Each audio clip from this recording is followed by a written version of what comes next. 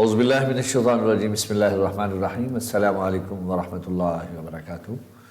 عزیز طلبہ و طالبات، آج اسلامیات اختیاری پارٹ 2 کا سیکنڈ لیکچر ہے، یعنی اسلامیات اختیاری سال دوم کے طلبہ و طالبات سے میں مخاطب ہوں، اور یہ آج ہمارا دوسرا لیکچر ہے۔ پہلے لیکچر میں ہم نے حدیث نمبر 1 کو پڑھا تھا، اور آج ہم حدیث نمبر 2 کو پڑھنے جا رہے ہیں۔ میں امید کرتا ہوں کہ حدیث نمبر 1 کو بھی آپ لوگوں نے توجہ سے سنا بھی ہوگا، اس کو دیکھا بھی ہوگا، اور بک سے اس کی ڈیٹیل بھی پڑھنے کی زحمت کی ہوگی۔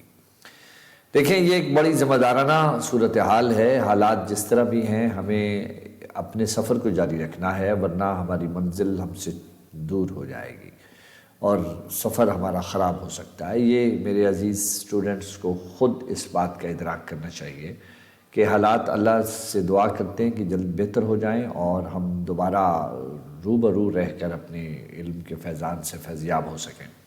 تو حدیث نمبر 2 جو ہے، بظاہر ایک طویل حدیث ہے، لیکن یہ اس حدیث کا ایک خاص حوالہ ہے۔ بہت ہی زیادہ برکتوں کا اس کے اندر سامان موجود ہے۔ اسے ام الاحادیث کہا جاتا ہے، یعنی ساری حدیثوں کی، حضور کے سارے فرامین کی جڑ یا ماں۔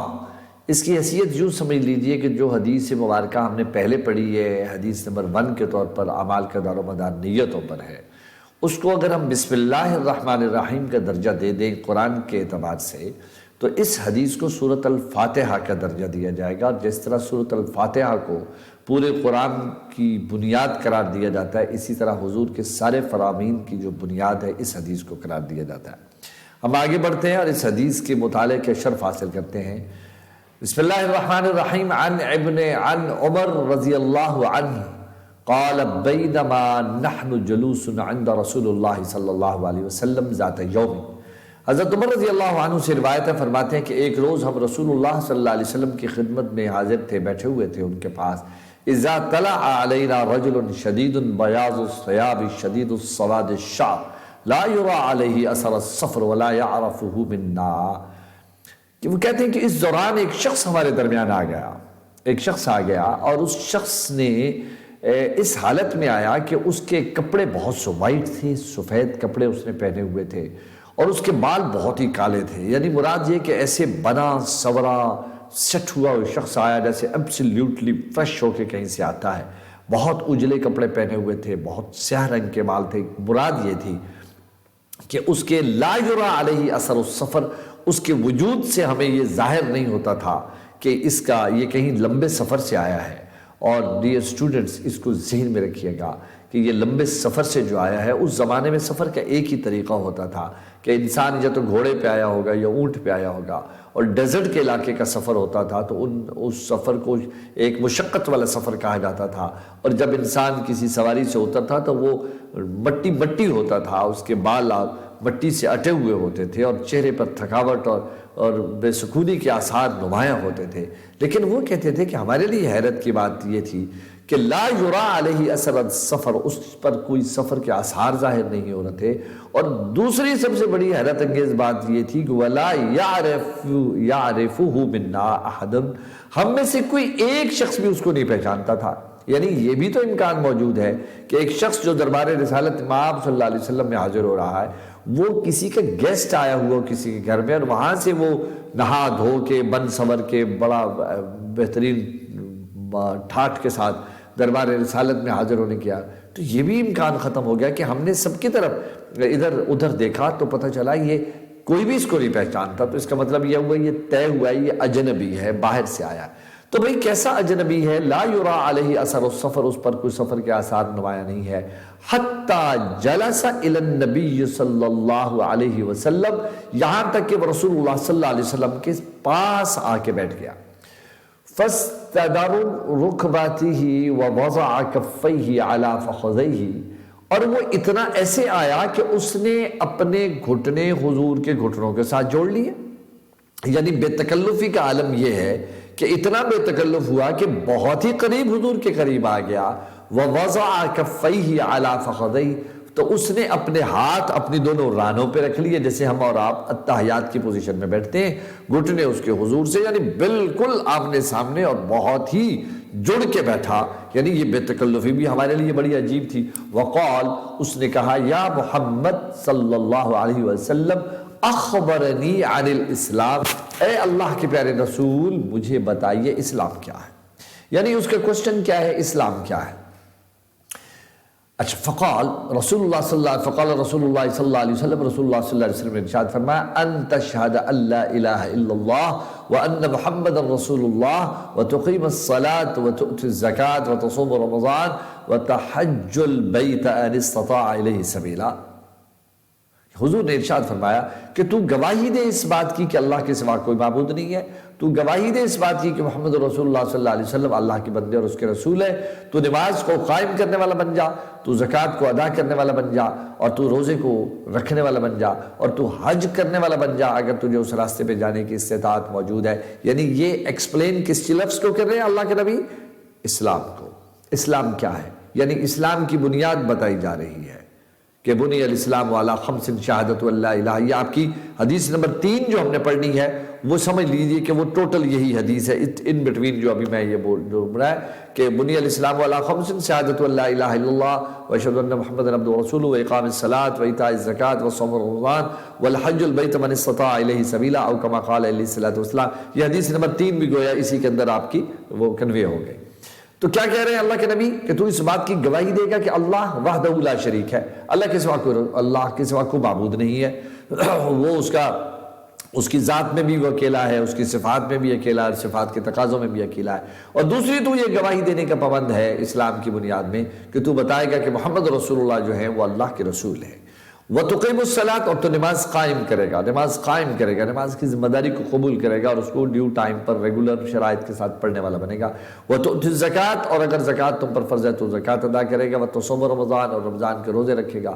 وَتَحُجُّ الْبَيْتَ إِنِ اسْتَطَاعَ إِلَيْهِ سَبِيلًا، اور تو حج کرے گا بیت اللہ کا اگر اس راستے کی استطاعت رکھتا ہے. جب حضور نے اس کو ایکسپلین کر دیا، ڈیفائن کر دیا اس لفظ کو، اسلام کو، فقال، بس اس نے کہا صدقت، اے اللہ کے نبی آپ نے سچ فرمایا. اب یہ ایک اور تعجب کی بات کہ کیسا شخص ہے جو اجنبی ہے، مسافر ہے، فرسٹ ٹائم آیا ہے، بے تکلف ہو کے بیٹھا ہے، ایک کوسچن کرتا ہے اللہ کے رسول سے اور کوسچن کر کے کہتا ہے قال صدقت، آپ نے صحیح فرمایا. اب یہ بات فعجبنا له يسأله ويصدقه، حضرت عمر فرماتے ہیں اس بات نے ہمیں تعجب میں ڈال دیا، یہ کیسا شخص ہے، سوال بھی کرتا ہے، تصدیق بھی کرتا ہے، جیسے آلریڈی اس کو اس کا جواب کا پتہ ہو. آگے دیکھیے، قال، پھر دوسرا سوال کرتا ہے فاخبرنی علی الایمان، اے اللہ کے رسول ہمیں ایمان کے متعلق خبر دیجئے کہ ایمان کیا ہے. قال، آپ نے فرمایا ان تؤمن باللہ وملائکتہ وکتبہ ورسلہ والیوم الآخر وتؤمن بالقدر خیرہ وشرہ. اب یہ حضور نے کیا فرمایا؟ یعنی حضور فرما رہے ہیں کہ تو ایمان لائے گا اس بات پر کہ اللہ پر، اس کے فرشتوں پر، اس کی کتابوں پر، اس کی رسولوں پر، اور آخرت کے دن پر، اور اچھی اور بری تقدیر پر. اب جب یہ ارکان اسلام گوئے نبی علیہ الصلوۃ والسلام نے بول دیے، یعنی ارکان اسلام بول دیے، قال، اس نے کہا صدقت، آپ نے سچ فرمایا. یعنی پھر میں آپ کو دعوت دے رہا ہوں، ذرا غور کیجئے، پہلے سوال کے جواب میں اس نے کیا پوچھا تھا؟ اسلام کیا ہے، اور اسلام کے متعلق وہ پوری ڈیٹیل جب حضور نے ارشاد فرما دی، اس نے کہا صدقت، آپ نے صحیح فرمایا. پھر دوسرے میں اس نے کہا ایمان کیا ہے. ایمان میں اب وہ ارکان اسلام بول رہے ہیں، یعنی اللہ کے نبی نے یہ بتایا کہ تو ایمان لائے گا اللہ پر، یعنی اس کے رسولوں پر، اس کی کتابوں پر، اور اس کی آخرت کے دن پر، اور ایمان لائے گا اچھی اور بری تقدیر پر. یہ ساری بات جب بتا دی، قالا صدقت، آپ نے صحیح فرمایا. یعنی یہاں پھر وہی بات کہ لگتا ہے کہ جیسے یہ سوال کا جواب بھی اس کو آلریڈی آتا ہے. اب ذرا تیسرے سوال کی طرف بڑھتے ہیں. قال، اس نے کہا فاخبرنی علی الاحسان، اے اللہ کے رسول مجھے بتائیے احسان کیا ہے. اب یہ لفظ صحابہ کے لیے نیا تھا. بھئی چلے اسلام اور ایمان کی ایک حد تک کوئی بات کہی جا سکتی ہے، احسان کیا ہے اس کو ڈیفائن کرنا ہے. اب جب اس نے کہا احسان کیا ہے، اب اس کا جواب سنیے. اللہ کے نبی نے ارشاد فرمایا ان تعبد اللہ کأنک تراہ فإن لم تکن تراہ فإنہ یراک، کہ تو اللہ کی عبادت ایسے کر جیسے تو اللہ کو دیکھ رہا ہے. تو اللہ کی عبادت ایسے کر جیسے تو اللہ کو دیکھ رہا ہے۔ اور اگر یہ کیفیت تیرے اندر پیدا نہیں ہو سکتی فَإِن لَمْ تَكُن تَرَاهُ فَإِنَّهُ يَرَاكَ، اگر یہ تیرے اندر کیفیت پیدا نہیں ہوتی تو پھر یہ سوچ لے کہ اللہ تجھے دیکھ رہا ہے۔ پہلی کیفیت کیا ہے؟ پہلی کیفیت کیا ہے کہ تو اللہ کی عبادت ایسے کر جیسے تو اللہ کو دیکھ رہا ہے۔ اور اگر یہ کیفیت تیرے اندر اب پیدا نہیں ہوئی تو عبادت کے اندر تمہیں پھر یہ احساس کرنا چاہیے کہ اللہ تجھے دیکھ رہا ہے۔ جب حضور نے یہ بات ارشاد فرمائی تو اس نے آگے سے کیا کہا؟ قال، اب اس نے ایک چوتھا سوال کر دیا، چوتھا سوال کر دیا، لیکن میں چوتھے سوال سے بڑھنے سے پہلے میں اس سوال کو آپ کو اپنے بچوں کو بتاتا چلوں کہ یہ کیا تھا۔ ایک دفعہ کسی نے دیکھا وقت کے امام احمد بن حنبل، وہ وقت کے امام ہیں، فقہ کے امام ہیں، فقہ حنبلی کے یعنی وہ فاؤنڈر ہیں، ان کی ایک بہت بڑا اسکول آف تھاٹ ہے۔ وہ ایک صوفی بزرگ درویش منش انسان جن کا نام ہے حضرت بشر حافی، ان کے پیچھے بھاگ رہا ہے، بھاگے جا رہے ہیں۔ تو کسی نے من چلے نے دیکھا کہ ایک وقت کا امام جو ہے ایک بابا جی کے پیچھے، ایک صوفی کے پیچھے، ایک درویش کے پیچھے اس طرح بھاگ رہے ہیں جیسے کوئی طلب ہے، کوئی خواہش ہے، سوال ہے جس کا جواب ان سے مل سکتا ہے۔ تو کسی من چلے نے کہا یا امام، کہاں آپ کا مقام اور کہاں یہ ایک بابا جی صوفی بزرگ درویش اس کے پیچھے بھاگ رہے ہیں؟ تو امام احمد بن حنبل نے ایک بڑا کمال کا جواب دیا۔ وہ یہاں اس عنوان کو سمجھانے کے لیے امید ہے کہ ایک میں سہارا لے سکتا ہوں۔ امام احمد بن حنبل نے فرمایا تم لوگ ٹھیک کہہ رہے ہو کہ میں اس وقت کا امام ہوں، مگر یہ بشر حافی کو تم نہیں جانتے۔ میں تمہیں سمجھانے کے لیے کہہ رہا ہوں کہ میں جس رب کو مانتا ہوں، میں جس رب کو مانتا ہوں، بشر حافی وہ ہے اس رب کو جانتا ہے۔ یعنی میں ابھی ماننے کے حساب میں ہوں اور یہ جان چکا ہے کہ وہ رب کیا ہے۔ یہ احسان اس کا نام ہے۔ اب دیکھیں، ایک میں اللہ کے نبی نے ہمیں ارکان اسلام بیان کیے، اسلام میں ایمان میں ہمیں بتائے عقائد اسلام، توحید، رسالت، آخرت، ملائک، ٹھیک ہے، الہامی کتابیں اور تقدیر اچھی بری، یہ ہمیں ایمان بتا دیا۔ اور یہاں ہمیں احسان بتا کر تصوف کا راستہ بتا دیا کہ راہ سلوک کون سا اختیار کرنا ہے، کیسے تم اللہ کا قرب حاصل کر سکتے ہو اور اللہ سے جڑ کیسے سکتے ہو۔ اللہ تو تمہیں دیکھ ہی رہا ہے، تم اپنے اندر یہ صلاحیت کیسے پیدا کر سکتے ہو کہ تم جہاں کہیں بھی ہو تمہیں احساس ہونا شروع ہو جائے کہ نہ صرف یہ کہ تم رب کی نگاہ میں ہو بلکہ تمہاری نگاہ بھی اللہ کے در پہ جا رہی ہو۔ اس کیفیت کا نام احسان ہے۔ اب جب یہ سوال وہ پوچھ چکا تو پھر اب یہاں کئی اور خیال میرے ذہن میں آ رہے ہیں جو ہمیں میرے اور آپ کے لیول کی باتیں ہیں، لیکن میں دیکھتا ہوں کہ اگر وقت بچ جائے تو میں آپ سے تذکرہ کرتے چلاؤں۔ چوتھے سوال کے طور پر اس نے کہا قال فاخبرنی عن الساعہ، مجھے قیامت کے متعلق بتائیے، قیامت کب آئے گی؟ اب یہ سوال میرے بچوں غور سے سنیے گا۔ فاخبرنی عن الساعہ، ویسے ساعت ایک مومنٹ کو کہتے ہیں، گھڑی کو، لمحے کو، لیکن یہاں اس سے مراد قیامت کی گھڑی ہے۔ اب حضور کا جواب ذرا غور سے سنیے گا۔ جیسے ہی اس نے کہا فاخبرنی عن الساعہ، مجھے قیامت کے متعلق بیان کیجیے، قال، آپ نے ارشاد فرمایا مل مسئول عنہا بأعلم من السائل، یعنی سوال جس سے کیا جا رہا ہے، یعنی وہ جو اجنبی آیا ہے وہ جس سے سوال کر رہا ہے وہ کون ہے؟ محمد رسول اللہ، وجہ تخلیق کائنات، امام الانبیاء، ان سے سوال کر رہا ہے ایک اجنبی۔ اور جواب دینے کے لیے حضور نے کیا ارشاد فرمایا کہ جس سے سوال کیا جا رہا ہے وہ سوال کرنے والے سے زیادہ نہیں جانتا۔ اس کا مطلب کیا ہوا؟ کیا ہوا؟ مطلب یہ ہوا کہ حضور کو علم ہے کہ میرے سامنے کون بیٹھا ہے۔ مجلس رسول میں بیٹھے ہوئے لوگوں میں سے کسی کو نہیں پتا کہ یہ شخص کون ہے، جس کے متعلق حضرت عمر کہتے ہیں کہ آیا ہے، بہت وائٹ کپڑے پہنے ہوئے ہیں، بہت سیاہ بال ہیں، بالکل سیٹ ہے، سفر کے آثار نہیں ہیں اور تھکان نہیں ہے، اور آیا ہے اور بے تکلف ہو کے حضور کے ساتھ گھٹنے جوڑ کے بیٹھ گیا۔ حضور کو خبر ہے یہ کون ہے۔ اب حضور فرما رہے ہیں جو سوال کر رہا ہے مجھ سے میں اس سے زیادہ نہیں جانتا۔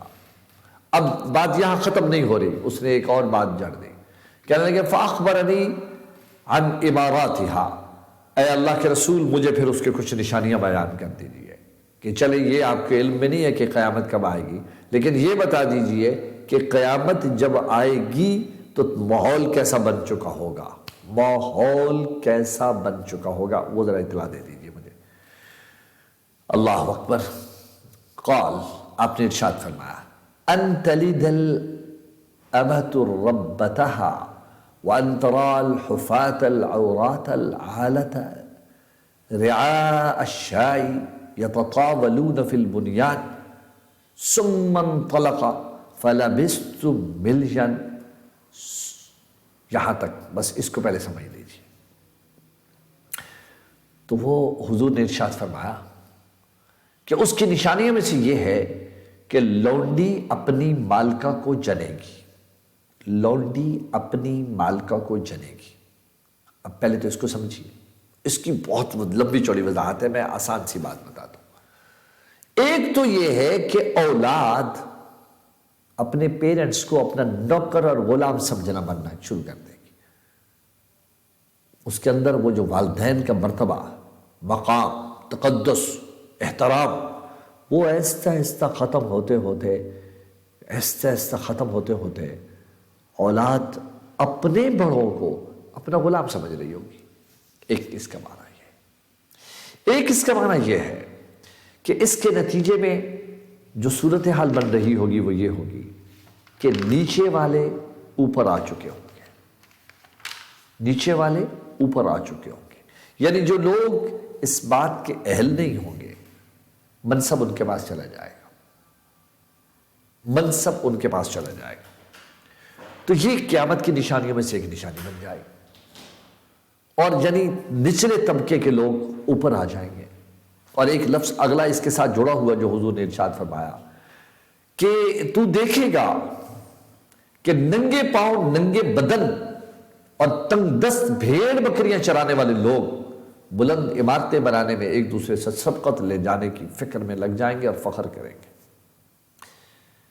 نچلا طبقہ، تنگ دست، مفلوق الحال، ننگے پاؤں، ننگے بدن، بھیڑ بکریاں چرانے والے، ان کی حالت یہ ہو جائے گی کہ بلند و بالا بلڈنگوں پر ایک دوسرے پر فخر کریں گے۔ ظاہر ہے کہ یہ گفتگو جو حضور فرما رہے تھے یہ عرب کی سرزمین پر بیٹھ کے فرما رہے تھے، اور عرب کے اندر اس وقت ہم اور آپ جانتے اور دیکھ چکے ہیں کہ وہ مکے کے اور عرب کے دوسرے حجاز کے وہ جو بالکل نچلے غریب طبقے کے لوگ تھے جن کی گزران بڑی مشکل ہو رہی تھی، اب اللہ رب العزت ان پر اتنا مہربان ہوا کہ ان کی زمینیں سونا اگلنا شروع ہو گئیں، اندر سے تیل نکل آیا۔ اب حالت یہی ہے کہ وہ بکریاں چرانے والے بعض ننگے بدن اور ننگے پاؤں ہے جی مشکلات میں گھرے ہوئے طبقے، اب ان کی حالت یہ ہے کہ دنیا بھر میں بلڈنگز کے بنانے میں اب یہ کمیونٹی ایک خاص مقام پہ پہنچ گئی ہے۔ دوسری بات یہ ہے کہ ہمیں یہاں سے یہ نظر آتا ہے کہ وہی بات جو میں پہلے کر رہا تھا کہ وہ جو نچلا طبقہ ہے وہ اوپر آ جائے گا۔ ایک جگہ پر آتا ہے کہ قیامت اس وقت تک نہیں آئے گی کہ جب تک رذیل اور نیچے والے اوپر نہ چلے جائیں اور اہل اور حقدار لوگ جو ہیں وہ کھلے لڑنا لگ جائیں۔ آج مجھے آپ بتائیے عزیز اسٹوڈنٹس کہ کیا اس ہماری سوسائٹی میں دیکھ لیجئے بلکہ پوری دنیا میں بے شک دیکھ لیجئے، کیا یہ ممکن نظر آ رہا ہے آپ کو کہ یہ صورتحال جو بنتی ہمیں دکھائی دیتی ہے کہ اقتدار کن کے پاس جا رہا ہے اور اقتدار کے اصول کیا ہے؟ ہم اور آپ تو الیکشن لڑنے کا سوچ بھی نہیں سکتے، کیونکہ جس طریقے سے حالات بن چکے ہیں تو یہ تو وہ لوگ جنہوں نے حلال حرام کی پرواہ کیے بغیر اقتدار میں آنے کے لیے انہوں نے جو کسب اختیار کیے ہیں، اور جو لوگ اقتدار میں گئے ہیں اور بار بار گئے ہیں ان کی کتنی بے عزتیاں ہو رہی ہیں دنیا میں، بے شک پوری دنیا میں مختلف ملکوں میں ہے، ہمارے ملک میں تو بطور خاص ایسا ہو رہا، لیکن کسی کے کانوں پہ جو نہیں رہیں گی اور کوئی شرمندگی کا احساس نہیں ہے، اور پھر اس اقتدار کی لالچ کے اندر اسی حرام کی کمائی کو دوبارہ استعمال کرتے ہوئے اپنے لیے راستے بنانے کی کوششوں میں لگے پڑے۔ یہ قیامت کی نشانیاں ہیں قسم، یعنی وہ اہل لوگ نہیں ہیں۔ حضور نے فرمایا یہ ہوگا۔ جب یہ باتیں بتا دی کہ یعنی لمبی چوڑی بات حضور نے فرمائی، ایک یہ بتا دی کہ وہ جو مالکہ ہے یعنی وہ نچلا طبقہ اوپر آ جائے گا، اوپر نیچے ہو جائے گا۔ اس کی ایک مثال میں نے آپ کو یہ دی ہے کہ پیرنٹس جو ہیں وہ بیچارے نیچے ہو گئے ہیں، اور نچلا جو اولاد اور وہ نچلا طبقہ ہے وہ ان کو ساتھ ایسے ٹریٹ کرنے لگ جائے گا۔ اور ہماری سوسائٹی میں اللہ معاف کرے، اگرچہ کچھ ابھی امکان موجود بھی ہیں خیر کے، لیکن اکثر جگہوں پر یہ ہے کہ والدین بیچارے صرف نوکریاں دیتے پھر رہے ہیں، اور اولاد کو اس بات کا کوئی احساس نہیں ہے کہ میرے لیے میرا والد کیا کرتا ہے، میری ماں نے میرے لیے کیا سرو کیا ہے۔ اولاد کو دیکھ لو کہ وہ جہاں بیٹھی ہے تو وہ ماں کو بار بار امی یہ دے دو، امی وہ دے دو۔ آپ لوگ بھی سوچو، ایسا نہیں کرنا، کیونکہ یہ قیامت کی نشانیوں میں سے ایک نشانی ہے، اور یہ بہت ناپسندیدہ عمل ہے جو ہم سے ہو جاتا ہے یا سوسائٹی میں کہیں بھی ہو رہا۔ اور دوسری بات یہ ہے کہ نچلا طبقہ، حضرت عمر فرماتے ہیں کہ قال یوم، حضرت عمر فرماتے ہیں میں کافی دیر تک وہاں بیٹھا رہا، لوگ باہر چلے گئے، اور بعض صحابہ کی روایت ہے کہ ہم باہر نکلے دیکھنے کے لیے کہ یہ کون تھا، ہم نے دیکھا کہ گلی میں کوئی نہیں تھا۔ قال، حضور نے فرمایا یا عمر، اے عمر، اتدری من السائل، تو جانتا ہے یہ سوال پوچھنے والا کون تھا؟ حضرت عمر کہتے ہیں قلت اللہ و رسولی، میں نے کہا اللہ و رسولی عالم، اللہ اور اس کے رسولی اچھا جانتا ہے۔ یا رسول اللہ، مجھے تو نہیں پتا کہ وہ کون تھا، یعنی میں تو اس مخمصے میں ہوں کہ یہ کون تھا۔ قال، آپ نے فرمایا فإنہ جبرائیل آتاکم یعلمکم دینکم، یہ جبرائیل آئے تھے جو انسانی روپ میں یہاں بیٹھے تھے، یہ تم لوگوں کو تمہارا دین سکھانے آئے تھے۔ یعنی وہ کوسچنز جو تم لوگ ہم سے نہیں پوچھتے، انہوں نے آ کر وہ کوسچن پوچھے اور روٹس پوچھی ہیں۔ روٹس، اسلام کو ڈیفائن کرنے کے لیے کوسچن کیا ہے، ایمان کو ڈیفائن کرنے کے لیے انہوں نے کوسچن کیا ہے، احسان کو ڈیفائن کرنے کے لیے انہوں نے کوسچن کیا ہے، حتیٰ کہ علامات قیامت کا انہوں نے کوسچن کیا ہے۔ اس لیے میں نے شروع میں آپ سے کہا کہ اس حدیث کو احادیث کے ذخیرے میں ام الاحادیث، ام الجوامع، حضور کے وہ جو قیمتی ترین نوادرات ہیں ان میں سے سب سے قیمتی تحفہ اس کو کہا جاتا ہے، اور سارے حدیثوں کی جڑ اور ماں اس کو بولا جاتا ہے۔ اس کی وجہ یہی ہے کہ اس کے اندر خاص حوالہ یہ ہے کہ اسے حدیث جبرائیل بھی کہا جاتا ہے کہ جناب جبرائیل علیہ السلام وہ انسانی روپ میں تشریف لائے، اور اس کا مطلب یہ ہے کہ وہ جو حضور پر وحی کی کیفیات کا تذکرہ آتا ہے وہ یہی آتا ہے کہ فرشتہ یا تو انسانی روپ میں آتا تھا، یا اپنی اصلی شکل میں آتا تھا، یا وہ پس پردہ گفتگو ہوتی تھی، یا گھنٹیوں کی آواز چلتی تھی، یا القاء فی القلب ہو جاتا تھا، یا پھر سچے خواب آ جاتے تھے، یا حضور کو معراج کی شب روبرو اللہ سے ملاقات کے شرف حاصل ہوا۔ تو یہ بیسیکلی اسی میں سے ایک حوالہ ہے کہ جبرائیل آئے ہیں، لیکن یہاں انہوں نے آ کر ایک نئی بات کی ہے۔ یہ پہلے جبرائیل اگر انسانی روپ میں کبھی آئے بھی ہیں تو وہ آ کر پیغمبر کو قرآن دے گئے ہیں، میسج دے گئے ہیں، اللہ کے وہ انورٹڈ کامز کے اندر وحی دے کے گئے، لیکن یہ وحی نہیں ہے، یہ حدیث جبرائیل ہے، یہ کوسچنز ہے، مکالمہ ہے میرے نبی کا جناب جبرائیل علیہ السلام کے ساتھ۔ کوسچن کرنے والا جبرائیل ہے، جواب دینے والے رسول اللہ ہے، لیکن رسول اللہ صلی اللہ علیہ وسلم من وجہ البصیرت یہ جان رہے ہیں کہ بظاہر یہ جو شخص ایک انسانی روپ میں میرے سامنے بیٹھا ہے، بڑا بنٹھن کے آ کے بیٹھا ہے، یہ انسان نہیں ہے، یہ فرشتہ ہے، اور اس کے پاس اللہ کا دیا ہوا اختیار تھا کہ وہ اس روپ میں آیا۔ اللہ نے چاہا کہ وہ ایسے جائے اور وہ جا کر کوسچنز کرے جو پوچھنے والے ہیں۔ تو عزیز صلوہ، اس کو دیکھیے گا، اپنی کتاب کو کھول کے دیکھنے کی زحمت کیجیے گا۔ اب دیکھیں گے کہ جب اس چیپٹر کو پڑھیں گے تو جب تشریح میں جائیں گے تو یہاں چونکہ ٹائم لیمیٹڈ ہوتا ہے، میں نے جان بوجھ کے بہت سارے موضوعات کی طرف نہیں چڑھا، لیکن وہ جو بات درمیان میں احسان والی میں نے آپ سے وعدہ کیا تھا، بس وہ ایک عرض کر کے بات ختم کرتا ہوں کہ وہ آپ نے سنا ہے کہ مجنو جو ہے، مجنو وہ لیلا کی محبت میں بہت تڑپتا تھا، اور اس کی دیوانگی کا یہ عالم تھا کہ دنیا اس کو مجنون کہتی ہے، یعنی دیوانہ۔ وہ لیلا تھی۔ وہ ایک دن کسی نمازی کے آگے سے اس حالت سے گزرا کہ نمازی نماز پڑھ رہا ہے، قیام کی حالت میں کھڑا ہے، مجنون کو احساس نہیں ہے، وہ آگے سے گزر گیا۔ اب نمازی تھا کوئی میری اور آپ کی طرح کا، اس کی توجہ تھی نہیں، اب وہ جناب نماز میں دیکھ رہا ہے کہ کون آ رہا ہے، ایسے دیکھ رہا۔ اب اس نے حالت نماز میں ٹھان لی کہ اچھا یہ ذرا میں سلام پھیر لوں، میں اس کی طبیعت صاف کرتا ہوں کہ اس کو حیا نہیں آتی کہ نمازی کے آگے سے گزر گیا۔ اب جب وہ سلام پھیرتا ہے، جلدی جلدی ٹک ٹک کر کے نماز مکمل کرتا ہے، سلام پھیرتا ہے، تو مجنون کا آواز دے گا، او فلانے، اس کو دو چار گالیاں دے کے۔ اب جب وہ متوجہ ہوتا ہے یکدم کہتے ہیں خیریت کیا ہوا؟ کہنے لگا تمہیں حیا نہیں آتی، شرم نہیں ہے تمہیں؟ میں نماز پڑھ رہا تھا، اللہ کی عبادت کا، تو میرے آگے سے گزر گیا۔ تو کہتا ہے مجنون نے ایک آہ بھر کے کہا، کیا؟ کہتے ہیں کیا آپ اللہ کی عبادت کر رہے تھے؟ یعنی آپ اللہ کے حضور حاضر تھے، میں آپ کو نظر آ رہا تھا؟ اس نے کہا ہائے افسوس، تو خدا کی عبادت کر رہا تھا اور تیری یہ حالت ہے کہ میں تجھے دکھائی دے رہا تھا۔ مجھے میری لیلا کی قسم ہے، میں تو اس کی محبت میں اس طرح گرفتار ہو کے جا رہا تھا، مجھے میرے رب کی قسم، مجھے میری لیلا کی قسم، مجھے تو یہی نہیں پتا کہ تو کھڑا ہو کے نماز پڑھ رہا۔ یہ وہ جملہ ہے جس کو یہ احسان کے جواب میں اللہ کے نبی نے ارشاد فرمایا کہ ان تعبد اللہ کانک تراہ فان لم تکن تراہ فانہ یراک، کہ تو اللہ کی عبادت ایسے کر جیسے تو اللہ کو دیکھ رہا ہے۔ اگر یہ کیفیت تیرے اندر پیدا نہ ہو تو پھر کم سے کم اتنے ادب تو ضرور ہو کہ تجھے عاجزی اور خشوع اور خضوع کے ساتھ نماز پڑھنے کا یہ شرف حاصل ہو کہ اللہ تجھے دیکھ رہا ہے۔ اگر مجھے یہ احساس اور آپ کو یہ احساس بھی ہو جائے نا میرے بچوں، تو تب بھی ہماری عبادت بہت مثالی ہو جائے گی۔ اللہ سے دعا کرتے ہیں کہ اللہ تعالیٰ اس حدیث کے اندر جو سوالات کے جواب میرے نبی نے ارشاد فرمائے اس کو سمجھ کر اللہ ہمیں عمل کرنے کی توفیق عطا فرمائے۔ اپنا بہت خیال رکھیے گا، اپنوں کا خیال رکھیے گا۔ السلام علیکم ورحمۃ اللہ وبرکاتہ۔ اس کے بعد